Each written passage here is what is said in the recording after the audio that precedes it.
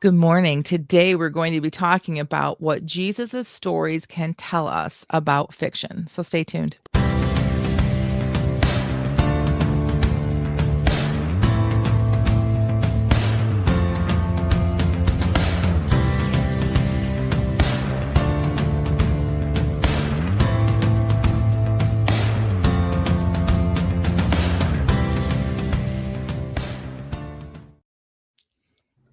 Welcome to the Christian Indie Writers Podcast, where we inform, encourage, and support Christian indie authors on their journey to publication. I'm Jamie Hirschberger. I write short fiction under the pen name J.R. Nichols. I'm Jennifer Carl Tong, and I write historical Christian romance. And we're still missing our beloved Christina Bambina Catane. Happily, it's not health issues keeping her away. It's fun, travel-y type stuff. So hopefully we'll have her back with us next week.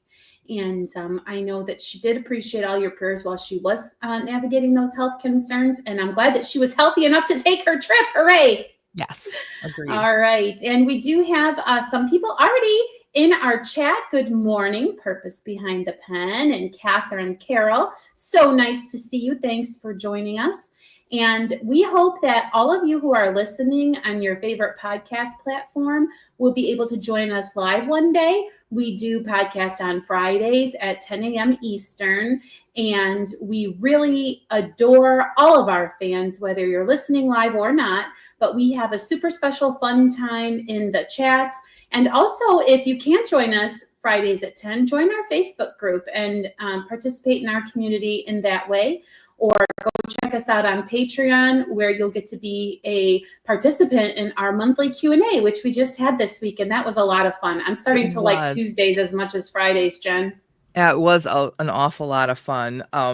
We picked a discussion topic, and I had a lot of fun discussing it. And apologies to anyone who was there. I know I have strong opinions, even on things that probably nobody cares about. So I want everyone to know with this show too, like, you don't have to listen to my opinion just because I feel like it's the best one. No, I'm just kidding. Like, you don't. So, but it was a lot of fun. We talked about, scenes, but we were able to go deeper, like when you sit with other writers and you are able to like literally dissect one minute part of your writing career and just really keep going deeper and deeper and deeper on that one part. Gosh, that's a lot of fun. It is, because, okay, so to compare and contrast, what we were able to do on Tuesday was so amazing, as opposed to, did you ever go and watch a movie with somebody and then you want to really talk about it? And the other person says, it's not that deep, it's just a movie. And you just feel like, ugh, because it's not that you think it's that deep or whatever, but it's just you have opinions, and that's part of the fun to you, is to like really explore all of those little things that you noticed and wonder if they noticed. And not everybody's like that, which is weird to me, because I thought they were. My son, he's older now, but when he was still a teenager, he told me, he's like, I don't like watching movies with you. And I was like, what? And he's like, because he's like, I cannot see it coming. You see everything coming and you announce it. And I'm like, oh, so I stopped announcing it because I thought it was like everybody would say, as soon as they figured out what was happening, would announce it, But I'll never forget, we went to see, he was married at this point, living in Illinois, and he and his wife and our whole family, we went to see a Marvel movie. It's the newest Doctor Strange movie. And we watched the whole thing. He'd already seen it. He'd already gone and seen it on opening night. And as soon as the movie ended, he sat on one end and I'm all the way on the other. Big family, right? As soon as it's over, he did this. He leaned forward and looked down at me because he knew what my reaction was going to be. It was terrible. The movie was terrible. And so I was like, anyway, so it's so funny that everybody has a different way of watching movies, just like different way of reading books, different way of writing books. So when you can sit down with other people that are like-minded like you and to discuss the deeper stuff, it's just so great. Yeah, I was saying it felt like I was part of what they call a writing salon, which I do not know what really happens at those, but I felt like that's what it would be like. It was really great. And for those of you, if you're not a member of our Patreon, we don't offer a lot of great stuff. I'll be honest.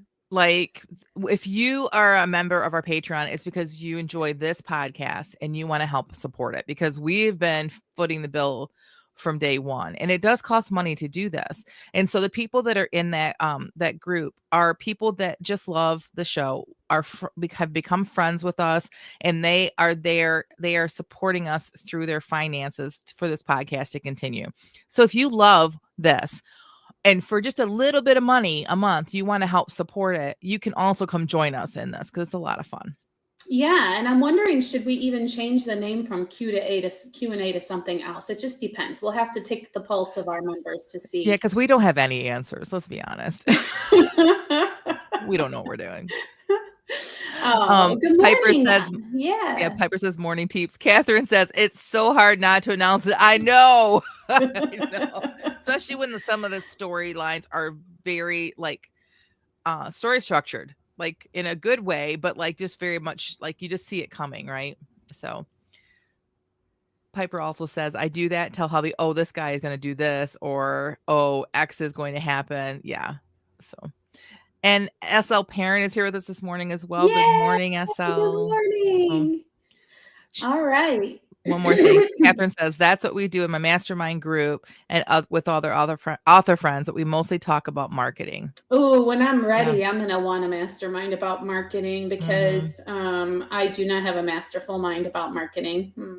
Catherine also seconds the motion for a different name. So all right. Come up with a name, Catherine. You can We're open. Yes. Okay. So on with the show. Jen, what's up with you? It's time for the what's up. Okay. So if you are really a viewer / listener and you like watch us, you know, I usually have a drink and it usually has a straw in it. Even all winter long, I drink iced coffee or ice water or iced tea. I'm so cold today. Mind you, today's June 13th. We are in the middle of summer and I am so cold. I am drinking hot coffee.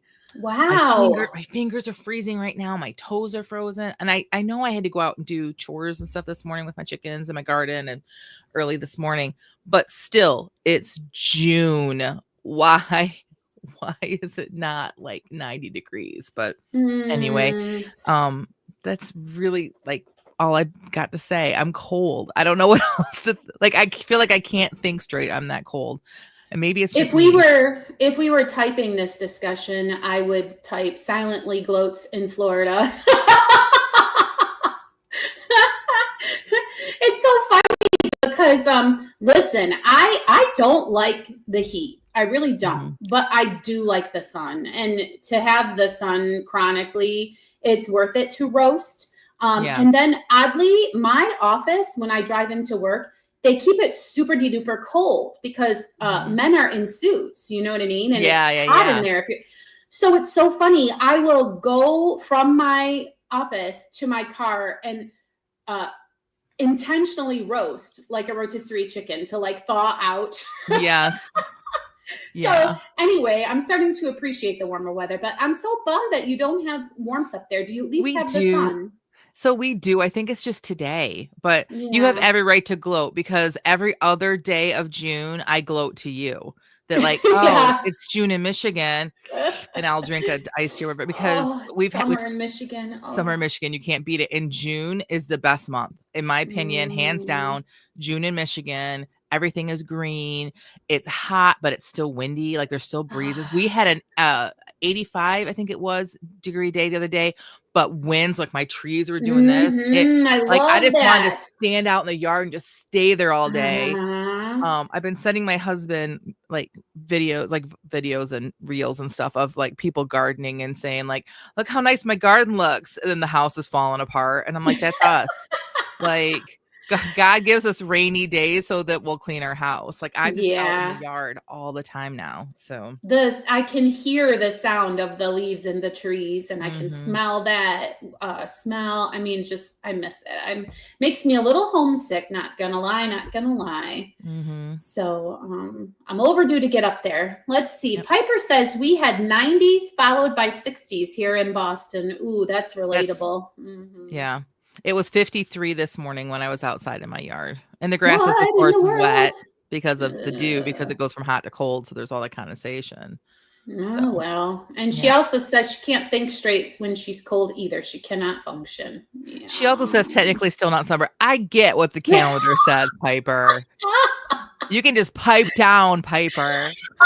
But it's Michigan. We don't get much summer. So this is like the middle of like the good stuff for us. So it should be. But I know. Like, so June is always like warm, like you coming out of the spring, right? So it's warm and the nights are kind of cool, but you still get a breeze, but you still get up in the 80s. It's so nice. And then July, you're up in the 80s with no relief. It seems like there's not much breeze. Sometimes you don't even want to be out because like in the north, our blood is thicker. So we can't handle the heat as much as you can, like, you know, in the south.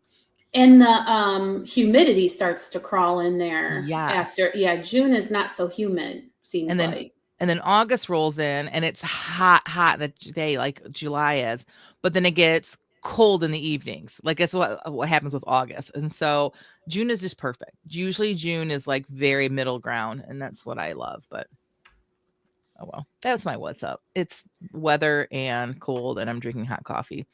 Well, that's all right. I know. My what's up is very short, but it is a long time coming because poor Kurt has not had a outfit update since spring started. So here's his little patriotic getup.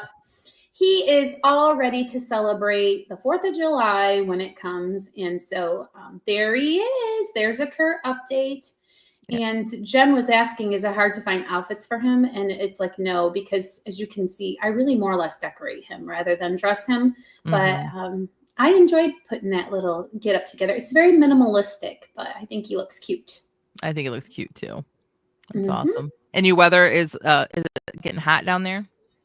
Yes, it's very hot, just kind of consistently. But I've got to say, and I don't know if it's because the day is so hot that like comparatively the evening feels cool.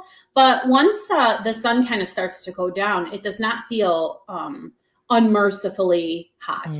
So you can still get out and enjoy. I like to drive over into the villages and take advantage of the boardwalk over there and walk around. So you can still be active outside when the sun starts to go down. So it's not so bad, believe it or not. You just kind of don't want to be doing that stuff in the middle of the day. Right. You need to get a job where you can be a snowbird, where you can come up here in the summer. You can invest in a really nice motorhome and you can like camp out up here in the summer, and then you can go down there, and there's really nice campgrounds in Florida because people do this. Like that's how they snowbird it. But yeah, I thought you were going to say you need to invest in like a boat. And I thought you were like planning your whole, like, I have a friend with a boat life that you. Yeah, that's a better idea. Thanks, Jamie. Yeah, a pontoon boat so we can all put around on all of those beautiful lakes up there. Yeah, I do love a Michigan summer. And it's funny too, someone at work is starting their mandatory 2 weeks away. And I still think I'll take mine in October because that's when my birthday is. And I love Michigan in October too. So anyway, whatever, blah, blah, blah. So, okay, that's the what's up. We'd like to know what's up with you too. I know that Purpose Behind the Pen had completed some books and was launching books. And she's our prolific friend. And if anybody else has what's up they want to share, we'll be happy to know about it. But otherwise, we're going to start to talk about our topic du jour, which I'm kind of excited about because we haven't had an episode like this, I don't think, ever. This is about parables and plot structure, what Jesus' stories can teach us about fiction. And this is a really fun, I think, topic and kind of a ponderous sort of a topic. Right, Jen? Right. Like we all know that his parables are full of, spiritual power, right? We all know that, it's the Bible, but they're also brilliant examples of like tight and compelling narrative. So we thought it would be fun for us to kind of look at, well, what does this tell us as fiction writers? What did Jesus teach us about telling a story, basically? Yeah, because it doesn't matter what your genre is. The principles, stay the same. Story structure, plot, shattering moments, things like that. They're important. And I think that studying how Jesus did it can really sharpen your own writing skills. I very much agree with that. Okay, so what even is a parable? Just in case, because we have people of all ages watching our podcast, which is the whole point of making this a podcast where you don't have to worry about, content necessarily. So anyway, in case someone doesn't know, what is a parable, Jen? Well, I mean, at it is most simplest, it is a short story that has symbolism. It's designed to teach a lesson, usually a spiritual lesson. We always think of parables as belonging to Jesus, which I'm not really sure what came first, the chicken or the egg. If the word parable came about, I believe it would have been something that was around before, but that Jesus used them. But I don't know that for fact. I bet Tina would know if she were here. She would be able to tell us. Right. But Jesus used it to connect everyday people and to reveal like truths, spiritual truths and moral truths to everybody. Made him very approachable, right? It didn't matter who you were. Generally he talked about sheep and shepherding and farming and things like that, where in his day a lot of like spiritual talk would have been, the Torah, and it would have been only for those that could read it, and for the educated, right? And Jesus used parables to speak to everybody. That's really interesting because my brain connects immediately to the idea that when you write for a newspaper, you try to write at like a third grade level. Yeah, right. Because you want to make sure that you can reach as many people as possible with your story, or that the readership can be wider for that reason. Right. And so it almost makes me think that, what do you know? Jesus was a little intentional. And I feel like people think a carpenter nowadays, if you go to a carpenter to get something done, you're going there because you want a certain level of quality and skill and craftsmanship, and you're ready to pay a pretty penny. And a carpenter is more or less like an elevated situation. But back in Jesus's day, it was like a trade, and not in a trade where you would be like an admirable trade. So he was one of the people, right? He was someone who was of the people. Right. Okay. So we know he used them to speak truth to people, but he also used them for, even the disciples had to ask him, why are you speaking like this? Do you know what I mean? Remember, it was in Matthew chapter 13, and they asked him, why did he speak in parables? And he was like, because the knowledge of the secrets of the kingdom of heaven have been given to you, but not to them.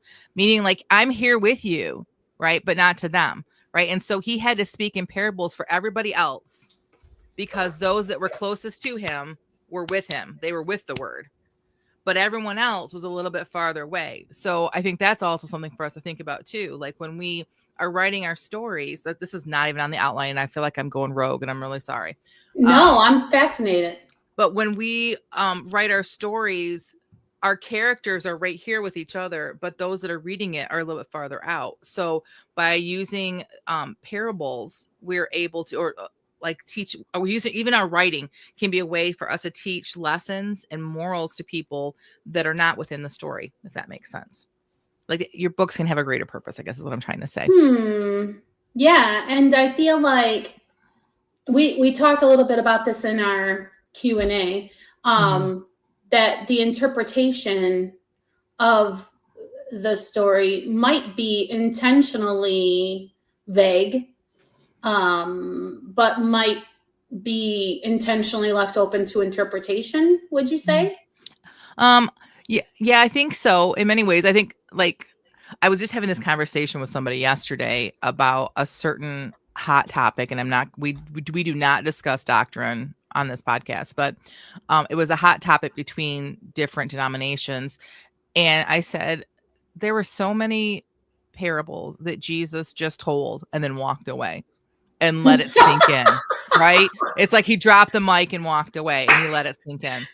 But then there are some parables that he stopped and said, this is what I'm saying. Like he would tell the parable, and then he's like, and I feel like the ones where he is like, this is what I'm saying, I pay special attention to those ones. Like, I feel like they're all important, but I'm like, okay, Jesus is literally telling me this is what he is saying, and I cannot misinterpret his exact words, right? So yeah, that's really interesting because sometimes you get an interview with the creator of that piece of art, and they tell you exactly what their meaning was behind it. Interesting. Well, and okay, so we've covered why Jesus used parables, what parables are, right? So now we can talk about things that are maybe relevant to us as fiction writers in this year, 2025. I think the first thing that we can look at are some story elements that are common in all of Jesus's parables. Yep. I think that, yeah, for example, we always talk about character as king, and Jesus used relatable characters in his parables. Right. And what I find interesting too about the parables is that they're unnamed characters, right? Yeah. The prodigal son. We still call him the prodigal son, but prodigal really just means he's the son that fell away or that walked away, the black sheep or whatever. But it's not really a name. But now it's become a term. Here's the prodigal, and everybody knows what you mean by that, right? The Good Samaritan. He doesn't have a name. Oh yeah. The person, the sower, like they don't have actual names. And I find it interesting because I think the lesson that we learn from that is that our characters need to be relatable, but generic enough for people to find themselves in it. So when you are creating a character, it can't be someone, again, we talked about this before, it can't be somebody that's so goody two shoes that nothing ever bad happens to them, because nobody can relate to that. People when they go to read, even if they're going for escapism and they don't want to read about things that are in their own life, they still want to be able to relate to the character. And Jesus, by not naming his characters, I believe, made them to where anybody could try to recognize themselves in that character. Completely agree. And when I think of the story of the prodigal, I often can't help but think of the brother, because maybe I identify with the brother a little more sometimes. And I think that if you're anywhere along your Christian walk and you hear that story, it might convict you. Am I being like the brother as well? Right. Yeah. So the characters are strong enough that even though they're unnamed, you feel like you know them and they're real. And then in Jesus, we're talking about common story elements. There's also conflict or tension in the stories. You brushed on that a little bit when you said you don't want a character where nothing happens to them or that they're too perfect. Right. One of my, when I was a little kid, I remember learning the parable of the unmerciful debtor. Remember this parable where the king forgives the debt of this one man. And it's a big debt. And then that man goes out and finds somebody who owes him a little bit of money, not much. And he has him thrown in jail because he can't pay him. And then the king has this guy dragged back in to court. And I, as a little kid, that really hit home with me. And I'm not sure why, but I feel like it has really molded my life about like when forgiving someone else or things that they have done to me, like God will remind me of that parable. Like, yeah, but what have I forgiven of yours? And it's just like, oh. Yeah. And it's the conflict that made the lesson even work, right? Like, yes. Like, I literally, as a kid, I remember, and I still, when I read that parable, when the first debtor goes out and he throws the other debtor in jail, I'm like, no, stop. I'm like literally yelling inside of me going, don't do it. You don't know what's going to happen. Like, do you understand what's going to happen to you? And so that's a good story. It's got good conflict. It has like, there's stakes, right? There's high stakes in that story. And I feel like that is often in, let's talk about another one. What about the lost sheep? The parable of the lost sheep. Like the shepherd goes out, leaves the flock where there's more safety, and he goes out and he looks for the one sheep. And you think about it, like he's putting himself in peril too. Like there is safety in numbers, but no, he goes out and he risks it all for that one sheep. And again, there's the conflict there. There's the tension. There's something missing. There's something broken. Like, yes. And we don't have the word stakes here, but you said that word. And conflict, tension, I believe we could say conflict, tension, and stakes in there are important elements of story in the parables. And then I was going to bring up a different parable, but then I recognized that we're about to talk about surprising reversals or twist endings, which are another story element in the parables. And for me, it actually struck me as a child, and I carried it with me well into adulthood before at a child's Sunday school class, the surprise ending or twist ending or actually meaning something to me finally happened. And that was the parable where the man hires a workman at I don't know, dawn, and then some people come in at noon and he hires them, and then some people come in at 5 o'clock and he hires them, and those people only work for an hour, and then at the end of the day he pays everybody the same. I was so mad. I was like, and to me that was kind of like a reversal or a twist ending or a surprise. Yeah. Because you would really expect if you only worked an hour, you wouldn't get as much as everybody else. So I'll just tell you for a bonus that what finally got me at that child's Sunday school class was like, why are you despising somebody else's blessing? Yes. And I was like, oh, I shouldn't do that. That's another parable that really struck home to me as a kid, but it wasn't until I was an adult that I understood it at a deeper level. So getting really personal, and nobody watches this that I know, this podcast that I know really, but so my daughter received a full tuition scholarship to the college that she attends. And it's a leadership scholarship for attending this conference that she went to and yada, yada, yada. Well, somebody that we know, she was so excited to tell him he's a graduate of the same college. And he snapped at her. He's like, well, I wish they had offered that to me. I'm up to my ears in debt from college and blah, blah, blah, blah, blah, blah.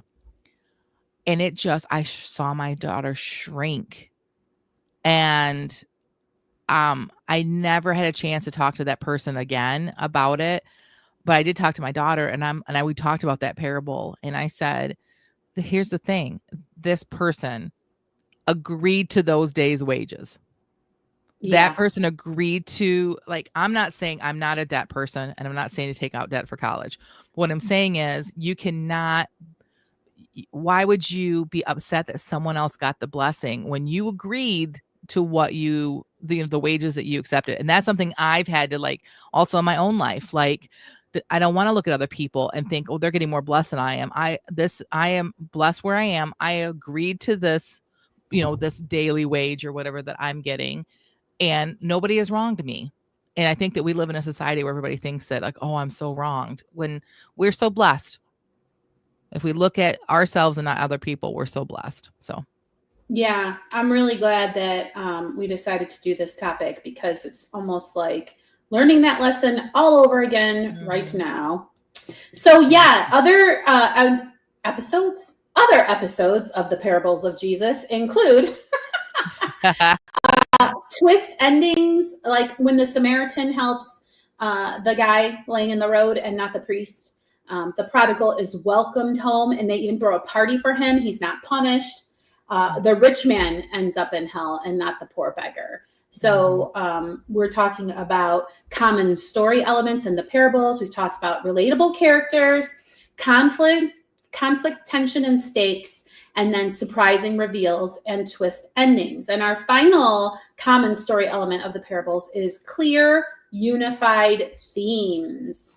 Yeah. Now, I think it's so funny because I didn't think about theme much when I was writing as a child. And it's almost like the more I read, the more I discovered theme, I agree.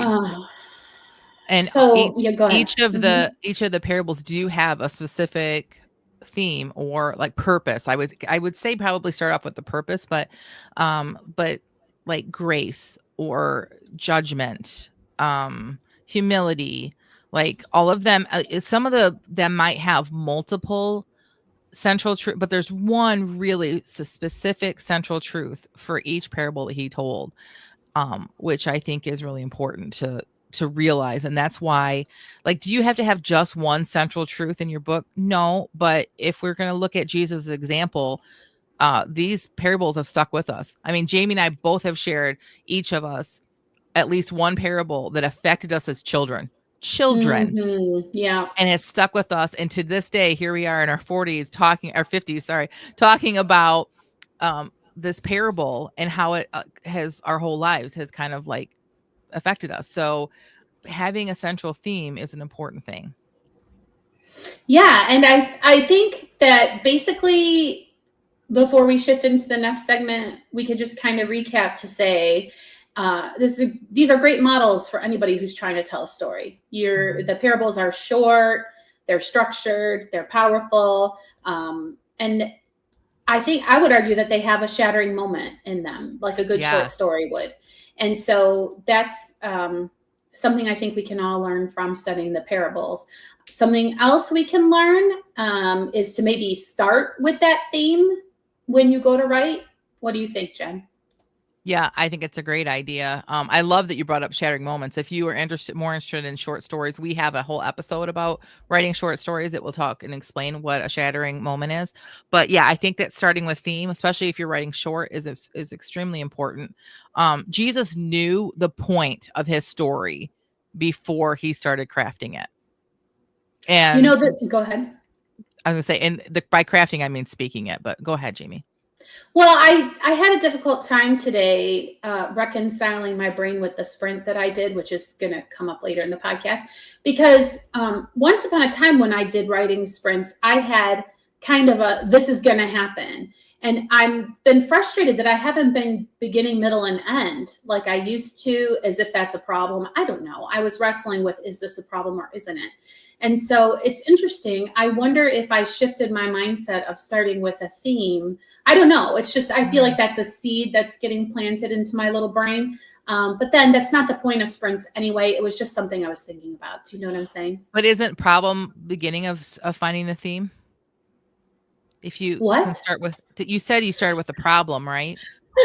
No, this is gonna happen. Like I had a problem. Sorry. I don't know what I said.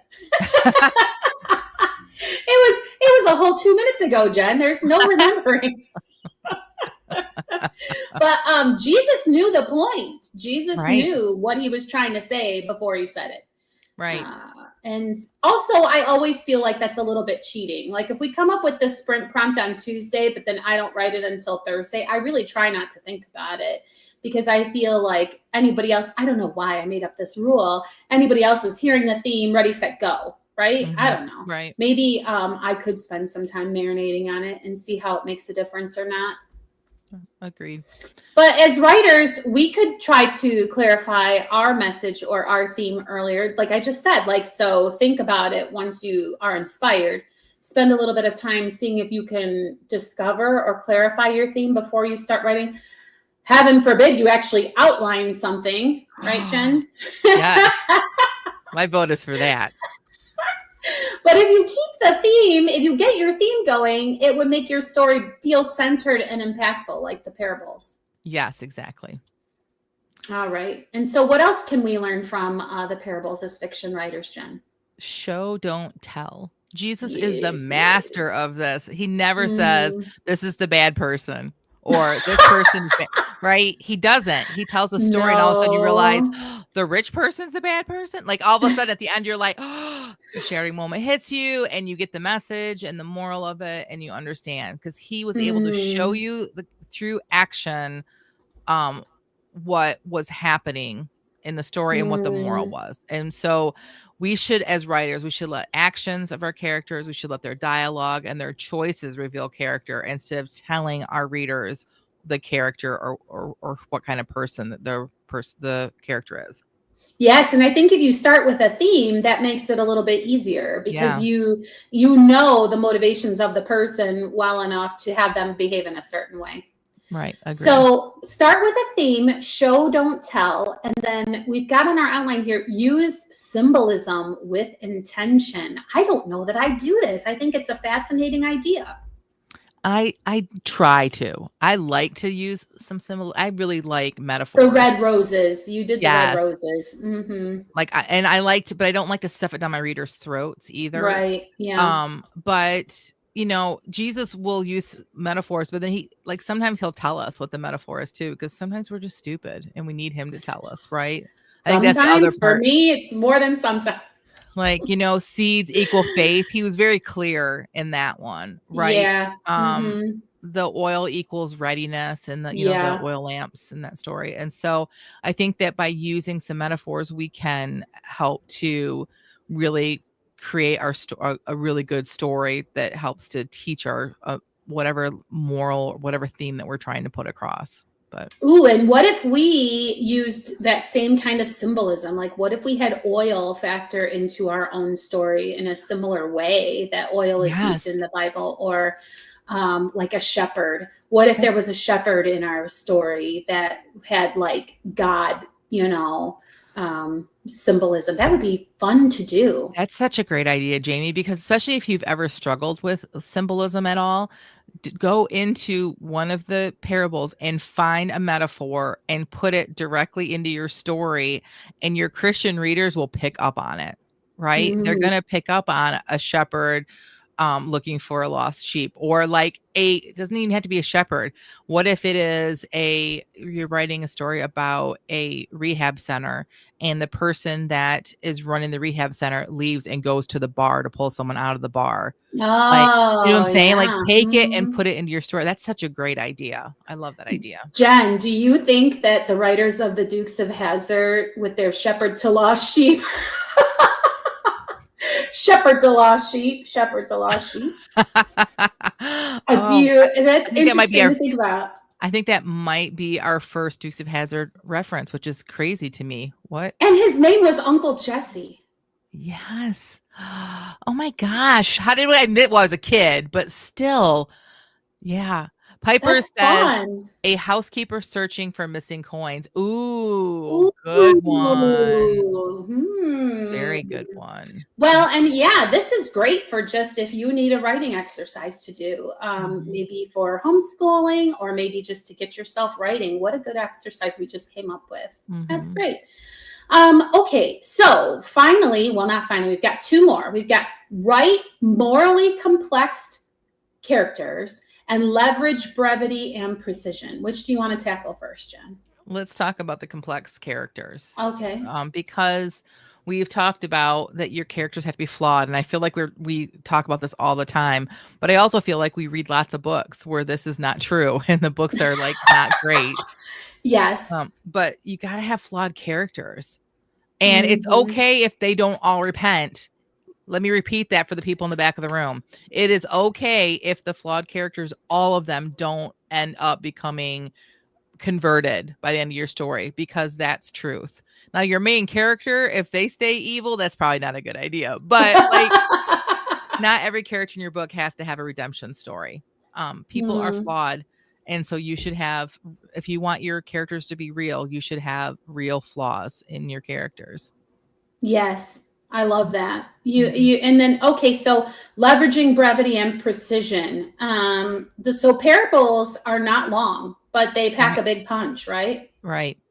And even if you're not trying to write a short story, you can still carry this into scenes or into chapters, or into if you write in a 3-act structure, you can put this into each of your acts. Like when you get up to, like, you can think of one section of your act, one of your acts, as like kind of a short story, as far as making it weighty with these principles that we're talking about, making sure that your characters are flawed, making sure that you use some symbolism. Like, so even though this would be so easy to use in short writing, it also works for our longer works as well.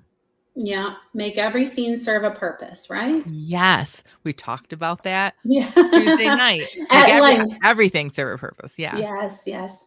Okay, so if you want to try either the exercise we already talked about, or you want another writing challenge, you can maybe take one of the parables and rewrite it as a modern short story or a piece of flash Mm. fiction. Change the setting, maybe make it modern day, but Ooh, I keep love the that. theme and the structure, right?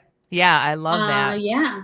You can have maybe the prodigal son ran away as a teen and is in the city, or it's so interesting because Piper's example of the lost coin comes up here in our writing prompt or challenge. The lost coin is a modern woman who's lost more than money. So, Mm. just some examples. Share anything you do right inspired by the show in our Facebook group. It's one of the things I love the most is to see what you all are writing, and make sure that you follow us and share everywhere. Before we move on, Jen, we're running a little short on time. We've got some encouragement we wanted to pass along. You can look at Luke 8:10 for Jesus explaining the parables. Yep, that's the one. Yep, and then the one I mentioned earlier was Matthew. That's another one that's good. Okay. And just remember that God is the original storyteller, right? And so if we reflect his image every time we write something that shines his light. So write your story and put it out there. One of the ways I've been trying to encourage anybody in my life who I know is a Christian who's like maybe struggling giving good customer service on a bad day is I just say to them, you are salt and light. You are salt and light. And I feel like it's good to try to translate that into our stories, right? Agreed. Okay, so moving on to my favorite part of Friday, Jen. It is the feeding of the backs, which is we write 15-minute sprints and then bring them to the podcast to share without editing of any kind. And so they're raw. And for that reason, we only give positive and encouraging feedback on these sprints. And Jen, what was our prompt today and what did you write? So the prompt was a sentence because this is the second Friday. And the sentence was, she should have learned her lesson. And unlike last week, I did use the prompt. It's actually in my writing. I'm continuing. If you guys remember, I've been writing in Marnie's world. I've been writing one scene. So, and it's still not done. So you're probably going to see more of it next week. So I love it. All right. If Marnie thought the silent staring was bad, she had no idea how terrible people staring and openly criticizing her would be. Lululemon lady sneered. Did you graduate from Hogwarts? Because that would be sheer wizardry. Tech dude seemed to agree. It would have to be magic. Algorithms are not that easy to crack. It would take a lot of research, and even then, there's no real predicting what social media will pick up on. But I'm willing to video the CEO dancing a TikTok challenge if that's what you want. Tech guy laughed as if what he had just said was the funniest thing ever, and the majority of the boardroom joined in. Marnie didn't laugh because although the employees had seemed respectful for Mr. Boss's dad when he had presented the idea, their attitude had taken on a decidedly snarky vibe after Marnie had spoken. She thought she had left Mean Girls behind in high school. She stared tech dude down. Not Hogwarts, but a far more prestigious school than the whatever tech school you got your certificate from, I'm certain. Ooh. Without another thought, she then turned her attention to Lulu. And I'm kind of a wizard at this stuff, which is why they hired me for the position. So you might want to keep the witchy comments to a minimum and try to listen to what I have to say. Nice. The room fell silent. So did Marnie's breathing. Did she really just say all of that to a room full of strangers on her second day of work? All right, Marnie, let's hear it, Mr. Boss's dad said, a look of hopeful expectancy plastered across his Santa Claus face. No. What had she done? She should have learned her lesson when her first comment was met with such negativity. Keep your mouth shut, Marnie. Keep your head down and don't draw attention to yourself. Why couldn't she just learn this lesson already? Mr. Boss's dad smiled at her, a gentle grandfather-type smile. She was his only hope of keeping his idea alive, and for some reason, she wanted to keep him happy. Marnie took a deep breath. While there is no one right way to make something viral, there are methods. A true viral video happens naturally and unexpectedly. Many of the things we know of today as viral got there in not an entirely organic way. Grease the right palms, get the right influencers on board, and you have a really good shot at succeeding. Sounds more like marketing than wizardry, Mr. Boss said. Marnie looked up, almost forgetting that he stood over her. Yes, her voice squeaked. She cleared her throat. It is more akin to marketing, but in a very targeted, specific way. Not like traditional marketing, but it still has its processes and rules. Processes and rules that you are familiar with? Mr. Boss's dad asked. Lulu interrupted. Our marketing team would love to help with. The magic? Mr. Boss interrupted, the muscle in his jaw twitching. 3, 2, 1. Yay! There's so much to love about this, but the one thing that my brain really hooked onto was her, for some reason, desire to please Mr. Boss's dad. Like, I want to feel like this is something psychological about her. This is some wound she has, or some like, I never had a grandpa. Like, I don't know what it is, but that really felt like an opportunity to really know Marnie. Like, she does not know why she wants to make this guy happy. Anyway, I loved that. And I love that she just gave it right back. And, but in a way where she's not going to be in trouble with HR. It was so good. Yay. Thank you. Yeah, I really enjoyed that. So Piper says she loves that he stood up for her then. Yes, and in a way that was very much like subtle. It was really like, it was low key, as the kids used to say. They probably do not say that anymore. And it's very cringe. He was low key defending her. I've seen them say high key now. Have you seen that? No. So they're like right on the nose. He was high key defending her, you know? Wonderful. I really enjoyed that. I enjoy this whole dealio. And then I wonder too, if you were ever going to novelize this, what would your theme be? That's just something for you to chew on if you don't know already. Yeah, because this is just sprinting, right? Yeah. And then Piper says, I love that you had all those zings in there too. In a sprint, how did you think of that so quickly? I don't know. Like, I did go back and I had to change some stuff, but like, as I'm like the Hogwarts thing, I don't know where that came from. Like, and then it became a whole thing, like the wizardry and the witchy, and it all just kind of fell together. So that was the theme of that scene, wasn't it? Yeah, I guess so. Yeah. So that's the beauty of sprinting. You don't know what's going to come out. So, and I think it improves you as a writer. I agree. All right. Well, I don't think that there's much deep or interesting about what I wrote, but I will share it nonetheless. And I didn't use that actual sentence. It was more of a theme for me. Okay. Here she is. The dog bolted into the room and the girls squealed with delight. She was medium-sized, curly brown, and lithe. She completed a quick lap around the room and then stopped to sniff each new to her human in turn, absolutely freaking poor tiny Isabella.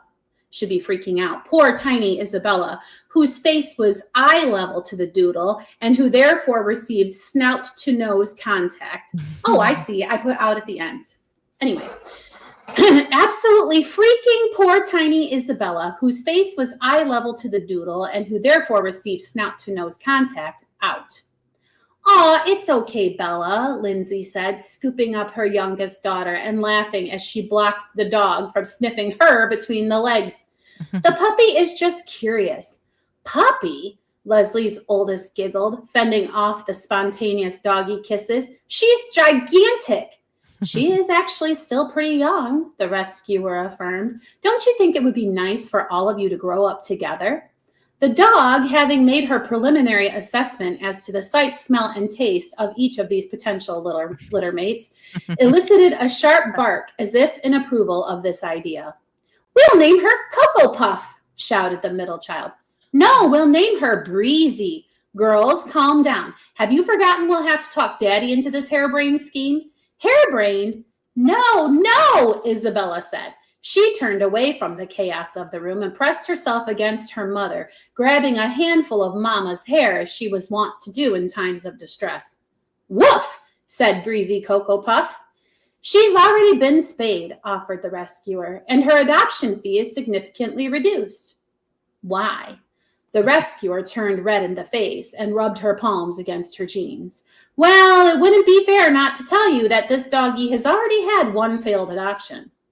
Leslie looked at the animal with new eyes. The rescuer must have seen her thoughts because she hastily added, it wasn't a matter of aggression or anything like that.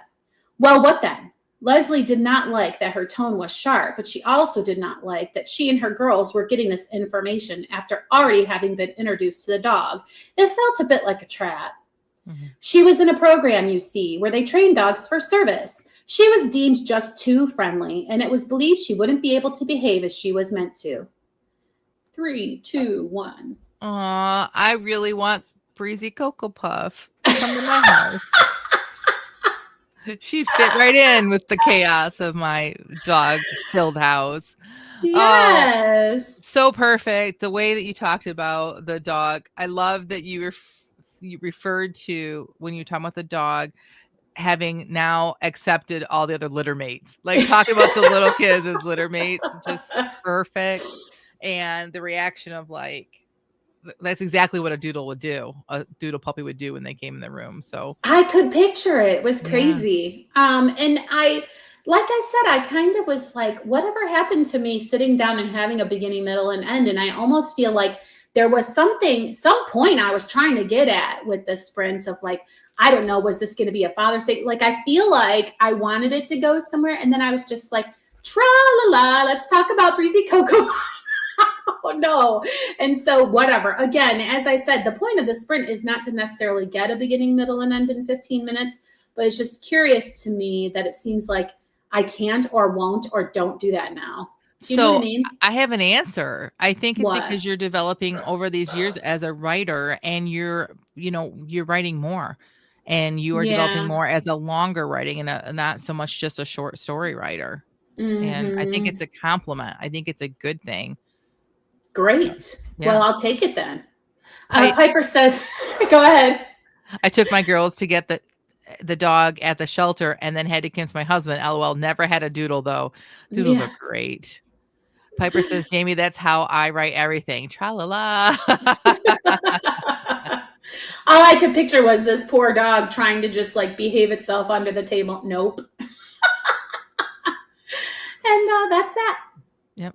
I love it. This goes to show you how many things can come out of the same prompt. So please try your hand at this sprint prompt or one of our others and share what you write. 2 minutes, Jen. What's up? What's next for you this week? So we are on baby watch for baby Tom. The grandbaby is supposed to come within the less than 2 weeks. And so I am still working behind the scenes on book stuff and doing, I think I'm gonna do some more writing in Marnie's world this week, but everything will get dropped like a hot potato the minute we get the phone call. So yeah, of course. We'll see what happens. So that's what's up with me. What about you? What's next for you? Nothing that exciting. Congratulations in advance. And then also, I don't know, I'm feeling more pulled towards writing. So let's see what I do. Let's see if that manifests into some work. And Piper is on baby watch too. She's in act 4 of her work in progress. Good for you. Awesome. All right. Well, because of the time, I'll have to end things there. That concludes this episode of the Christian Indie Writers Podcast. Until next week, may your pen be prolific, may your deadlines be met, and may all of your words honor Christ. Bye now. Bye everyone.